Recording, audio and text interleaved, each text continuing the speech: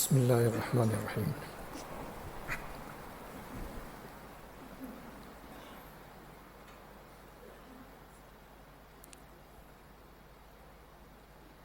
Allah Ta'ala has arranged three different realms.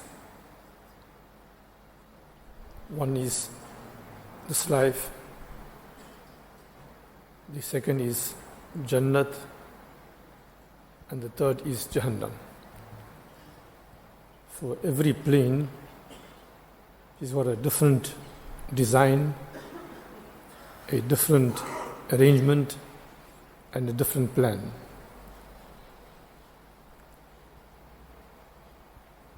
The plane of Jahannam, the fire, is pain and misery through and through.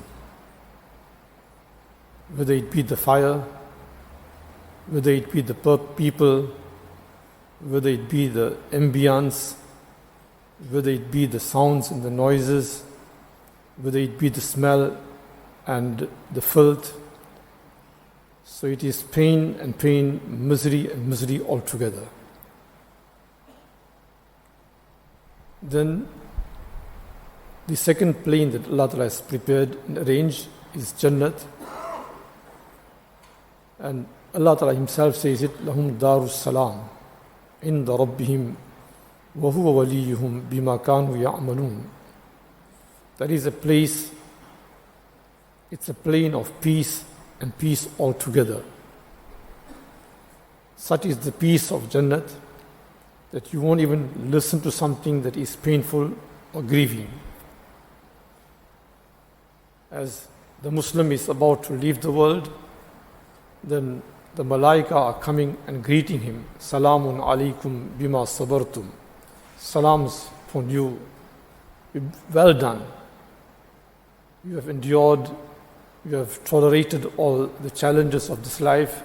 So greetings upon you, greetings from Allah subhanahu wa ta'ala from the time that you are leaving, and you are getting the malaika complimenting you. Malak al-Maut is at the head, and he says, come towards the forgiveness of Allah Ta'ala and the pleasure of Allah Ta'ala. So once that has been endorsed, then there is no cancellation. And then he's shrouded in the shroud of Jannat. The fragrance of Jannat is made available for him, and as he's ascended to the skies, his soul is ascending to the skies, then the malaika are complimenting him. What a beautiful soul. Whose soul is this? And then they are remembering him with the best of names. This is Hadi so and so. Don't you know? They are taking him to the first heavens. Doors just open up. He's ushered, second, third. He's complimented by Allah subhanahu wa ta'ala Himself. And then the carpet of Jannat is laid for him in his grave. Then the fragrance of Jannat, a door of Jannat is opened. The fragrance, the beautiful sceneries, and the carpets, the clothing of Jannat are made all available for him. So now, this is that second phase, Jannat, starting from death. So from death, everything is smooth for him, everything is going very, very well. He won't even listen to anything that is hurtful. لا يسمعون فيها لغوا ولا تأثيما. Anything painful, anything grieving, anything that is not pleasant, he will not listen to it. Just peace right through. Sometimes he's getting the greetings from Allah Ta'ala. Salamun qawlan min Rabbir Rahim. Salams from Allah subhanahu wa ta'ala Himself. Can you think of anything higher? Salams and peace, greetings of peace from Allah Ta'ala Himself. Then as the Jannati is moving around, then at every corner he's got malaika. The malaika are greeting him. Salamun alaykum bima sabartum fa ni'ma uqbad dar. For your endurance, for your preservation, salams upon you. Look at the word Salamun alaykum bima sabartum. Because of your endurance and your perseverance, salams upon you. Then the things of his choice, what he would like. Companions, and companions so beautiful, so well perfumed, that they will make you forget about everything in this world. Their beauty, the fragrance, the ether that they are applying, it's so much, it's out of this world, so attractive that everything is forgotten. Forget everything. They're so captivating, and they're greeting you. From that point, they're greeting you. Everything starts off from that point. Then as you're entering into Jannat, and the man has just taken one step into Jannat, and his wives of Jannat, the hurs of Jannat, are there to receive him. And when he sees one of them, he's so enthralled, he's fascinated out of this world, that just the admiration takes years to overcome that admiration is taking years. And he hasn't finished this, and he hears a beautiful greeting, someone is singing from the top, and he turns and he sees in that direction there's another hur. When he's seeing that one, this is forgotten. The voice is so good, the beauty is so great, the excitement, the adrenaline is so high, that everything is forgotten. So that plane is a plane only for enjoyment, happiness, no problems. Then you get a third plane, and the third plane is the plane of this world. Here it's a combination of happiness, grief, pain, luxury, enjoyment, and adversity. So it's going to be a plane, it's a combination of both. The mistake that man has made in this time and age, he has made up his mind that this world must be exclusive of pleasure and comfort. And when he doesn't see things working around like how he wants, then he's grieved, he gets into depression, despondency, whereas Allah Ta'ala has forewarned you. أصابتهم مصيبة ولنبلونكم بشيء من الخوف والجوع ونقص من الأموال والأنفس والثمرات. Some difficulties will come to you in this world. You can't escape it. Nobody can escape it. If your life is pleasant and well, then your children aren't right. If your children also are right, then your grandchildren aren't right. If they are also right, then your son-in-law, daughter-in-law is not right. If that is also right, then you've got some you've got some health problems. If there's no complication, then there's complications in the business. And if all that is right, then you still got a major hurdle. You still have to understand and accept that there is a thing like death. And that death is an end to every type of pleasure. Every type of perceivable pleasure ends with death. Imagine a corpse lying here, right? And you got hordes and hordes of money, gold, silver, diamonds, etc., whatever you got. All the wealth of the world. But all that wealth of the world, can it be of any good to this person now? Now that his eyes is closed, that material, can it be of any good to this person? Gone. That means it is of some use until your eyes are open, until you're alive. The moment your eyes are closed, that thing ceases, it terminates. Can't do anything, absolutely. Cars, planes, wealth, whatever, investments, properties, offshore, inshore, everything is gone. So it's showing you that man that is there, he's teaching you a lesson. By this life will terminate, will end up, that is permanent. You rather invest for that, because there is no turning around after that. When you've already seen Jannat now, you've already seen the scenes of hereafter, then you are saying, Allah Ta'ala, رَبَّنَا أَبْصَرْنَا وَسَمِعْنَا فَارْجِعْنَا نَعْمَلْ صَالِحًا. Oh Allah Ta'ala, now we have seen it. We have seen what is the hereafter all about. Now we're seeing about abode. Allah Ta'ala, just one chance. فَارْجِعْنَا نَعْمَلْ صَالِحًا. Give us one chance that we can go back and just correct ourselves, get our things in order. Kalla, no, never. You can't get a second chance. It's just one chance and last chance, no second chance. So on that line, on that end of the world, what counts is your good works, your good behavior, mannerisms, your good relationship with Allah subhanahu wa ta'ala. You didn't sever, you didn't break up the relationship with Allah ta'ala at any situation. So this world is going to have a combination of both. There are going to be deaths, there are going to be births. There's going to be marriage, there's going to be divorce. There's going to be enjoyment, there's going to be complications. There's going to be physical problems, there's going to be mental trauma. So nobody can escape. The king of the time and the pauper of the time, nobody can escape it. So the right thing is then prepare your mind that this world is a combination of both. And then what do I do? How do I transcend? How do I travel through all these hurdles of this life, impediments of this life, into my Jannat? What do I do? So this verse of the Quran Sharif spells it all. ادعوا ربكم تضرعا وخفيا إنه لا يحب المعتدين. So call your Rabb with humility and softly. تضرعا وخفيا. When you say call your Rabb, in other words, in any way that you are talking to Allah Ta'ala, whether through dua, whether through zikr, whether through Quran Sharif, whether through namaz, whether through tawaf, whether through umrah, whether through hajj, whichever way you are talking to Allah Ta'ala, whether it's your qurbani, but what's the spirit? What is supposed to be the spirit? Tadarru'an wa khufya. You want the support of Allah Ta'ala to navigate the challenges of this life. Then what is the secret? You want to navigate the challenge of life, get into the hereafter smoothly, with ease, with no stress you want. So what is the key to navigate all this and to get into that abode of security permanent? So Allah Pak is saying it in these words. You see, one is the outer looks, the appearance, right?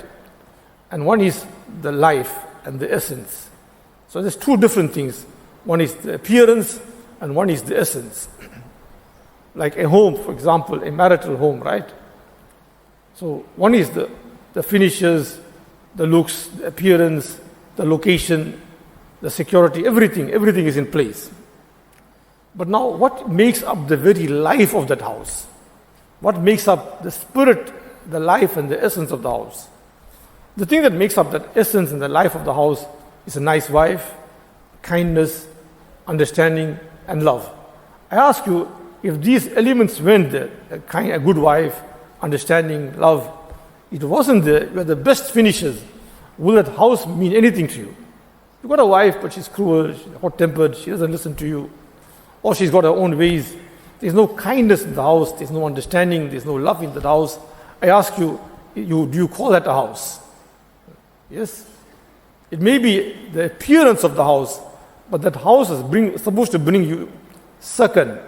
The words of the Quran Sharif, it was supposed to give you tranquility, peace, calm, and that house cannot offer you this, then we don't call it a house.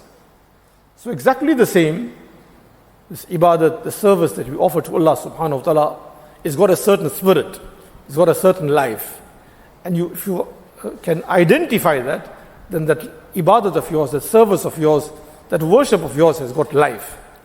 And if you don't identify, then it's just a routine that you're going through. Coming in the masjid, reading Quran Sharif, is just a routine, is nothing further than a routine. So try and identify what is the life. Otherwise it will be just a routine. So Allah Ta'ala says, "Ud'u rabbakum tadarru'an." The first thing that will bring about the life in your service, in your worship, in your dedication to Allah Ta'ala is the element of humility. So humility all round, humility in your tone, when you're talking to Allah Ta'ala in a humble tone, not shouting to Allah Ta'ala. Tadarru'an. Humility in your appearance, you're appearing humble, in a humble manner. Sometimes I tell my friend, provided the person is not biased and prejudiced, provided he's not biased and prejudiced, and he's got a clear mind, he wants to learn, right? Allah Pak will teach him. But you mustn't be biased, don't be arrogant. And Allah Pak will show you. He'll teach you from the simplest of things, he will teach you.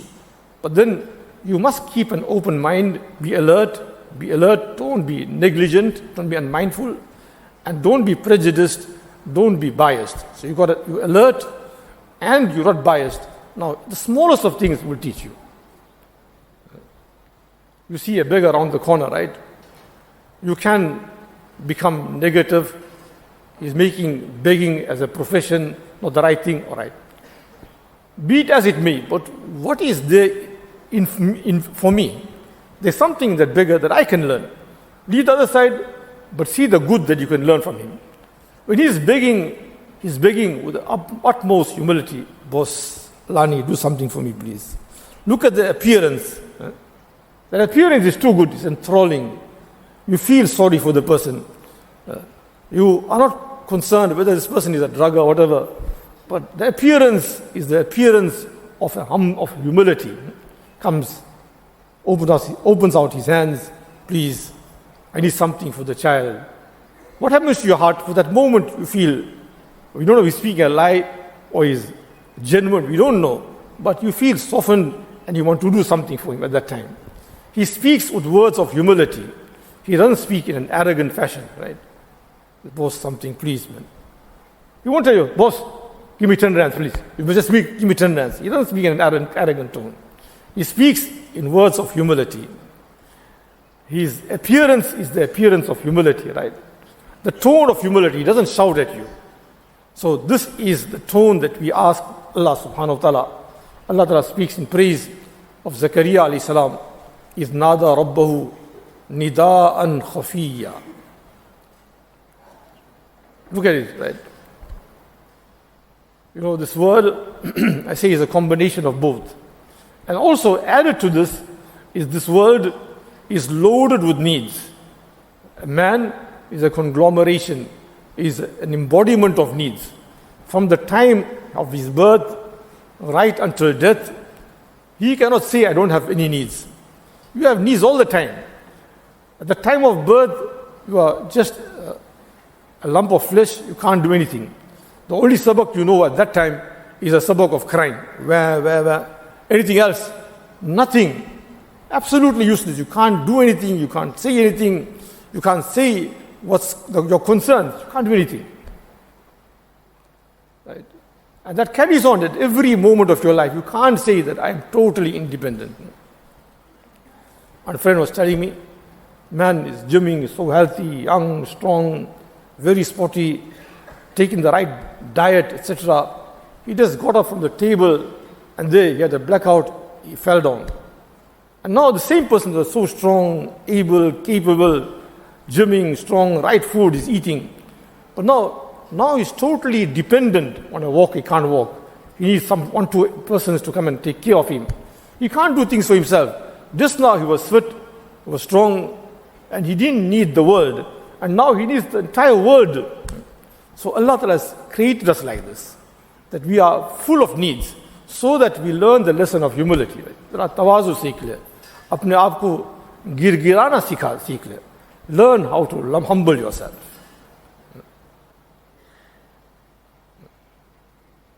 So, ud'u rabbakum tadarru'an, that humbling yourself, and that humbling yourself is such an important ingredient in our lives. Many times we disregard it. In your old age again you need someone. And such is the need of man. With death also you need someone. Imagine there's nobody around. What will happen to your corpse? Stinking, stenching, it's just left behind. So at birth you need someone. At death you need someone. In between death and birth, you need so many people for you to function. The poor man gets up in the morning, he needs the support of the wealthy to offer him some work, right? But the wealthy also needs the poor man. Without you, I can't get my business running. So Allah Ta'ala has made it such that one needs the other, one cannot function without the other. That we learn the lesson of humility. I am also in need, that person is also in need. I am at a better position today, I mustn't exploit the person that is weaker than me. The weaker also will understand that I mustn't exploit the wealthy. So that is provided he keeps an open mind, like I said, open mind, and you are alert, seeing what's going on. One saint, very saintly person, great Buzurg. So he's on his deathbed, and all the creditors are around him. Paise lao. They're not worried about him dying or living. Their major concern is about paisa. What happened to the wealth? You're owing us, you're owing 100,000, 50,000, 60,000. Where's the wealth gone? In the meanwhile, he's there, he's telling them, see, had I had the wealth, I would have paid you. I don't have the wealth. In the meanwhile, a young boy is shouting in the street, mitai, mitai. One mitai is 100 rupees. So he asked them to call that young boy. How many pieces you've got? 20 pieces. How many creditors? All right, 20 creditors. Give them each one piece. Now that young boy is asking, paisa lao. The creditors are asking the same thing, and this young child is asking, paisa lao, bring the money. What's wrong with you? So he's telling the child, paise hota, to in sabko de da. Had I had the wealth, I would have paid out all these people here. Now he's crying. Say, Mom, mujhe maregi. My mother is going to cry, is going to hit me. But she didn't send me out to do charity here. She wants to run the house. And I was supposed to do the business for her. And I'm going to do charity, she's going to hit me. She's crying. Just then, one person came knocking at the door. And what he was owing, about 5 million, he brought the exact amount. He said, all right, pay all these people out. Now someone asked, wait, we can't understand what's happening here. Because just now you were in debt and you wiped that child out also of his mitai. And then someone just comes knocking to the door with the exact amount that you were owing, the outstanding amount, exact amount, and you discharge all your debts. He said, yes, I pleaded to Allah subhanahu wa ta'ala. We were talking of dua, I pleaded to Allah ta'ala, and the answer from Allah ta'ala was, koi rone wala nahi hai. So nobody is crying. And I needed someone to cry, and I must cry seriously, not crocodile onion tears. Real tears he must cry. So that child was crying, and that thing just struck, for light, for fire, you need a box, and you need a stick, right? If you don't have one of these two things, it can't strike. You can't get fire. Or if there is some moistness in the box or in the stick, can you get the fire? So one thing has to be struck onto the other. The elements has to be right to bring about the fire. So you're pleading also, but you're crying to Allah subhanahu wa ta'ala as well. And now see what the response will be. See, just look at the response. Ud'u rabbakum tadarru'an wa khufya. So this dua is not just a repetition of words. It is you are pleading to Allah ta'ala, you're petitioning Him, you're begging Him. At least we can start off from today. Today we start off. How we start off? The simple du'as that we are supposed to be reciting, entering the masjid, for example, right? So we say, Allahumma ftahli abwaab rahmatik. Now, one is you getting into the masjid and you saw a friend, hey, bhai, Allahumma ftahli, Assalamu alaikum, how's the umrah? Everything went all right. You did your tawafs. You did put out the ihram and did the 10 tawafs.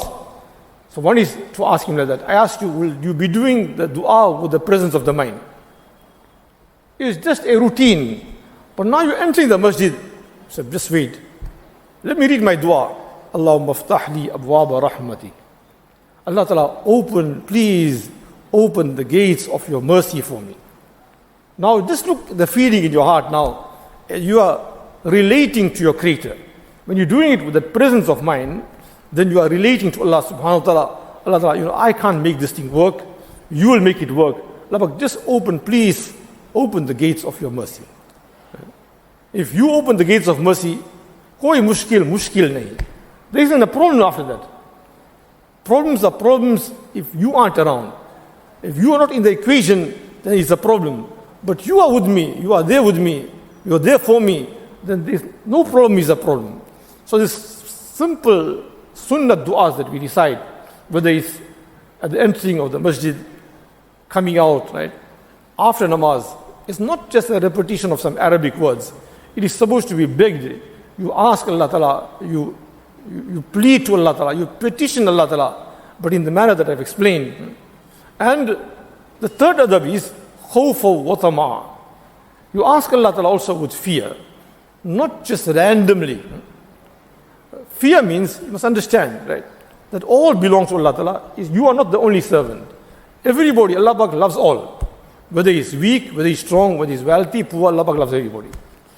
So now if someone is making dua, Allah Ta'ala, all the business of Natal must come to me alone.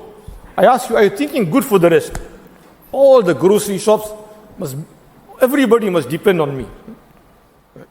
Are you thinking right? Not thinking right. Because you're thinking for yourself, you're not thinking for your brother. Allah, all the shops must work.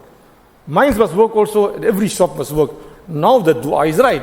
But all the business must come to me. That means you are saying, Allah Ta'ala, close everybody down, and I must only survive. Is that the right dua? Not the right dua. So make the dua, make it right. But, khawfa wa tama, the last element in the acceptance of the dua or our service to Allah Ta'ala is, we have the fear so that we remain within parameters. And the last element is with longing. Ud'u rabbakum.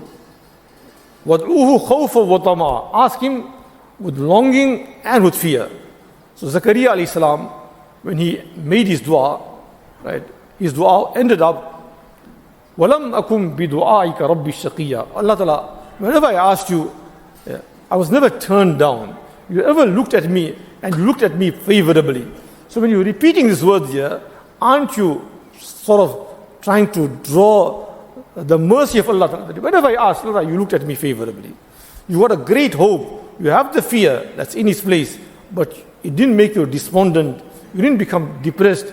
You didn't become despaired. You long in the mercy of Allah, no matter what the past was. But that one tear that must come down. The important, I'll just read one hadith and then close this talk. Hazrat Jibreel alayhi salam came to Rasul Pak sallallahu alayhi wasallam. And around there was a person that was in tears, crying. So in my own words, I've explained the hadith. You see, every other action are subject to the scales of deeds. Every action is subjected to the scale of deeds. But the tear for the fear and the love of Allah Ta'ala, longing, fear of Allah subhanahu wa ta'ala is so great, is so magnificent, that just one drop is enough to put off the entire fire of Jannat. That means the scale can't take just that tear, but the tear mustn't be, I say, crocodile or onion tears. It must be real tears. That Allah, you the doer, you can make it happen, make this happen. Allah Ta'ala grant us all tawfiq.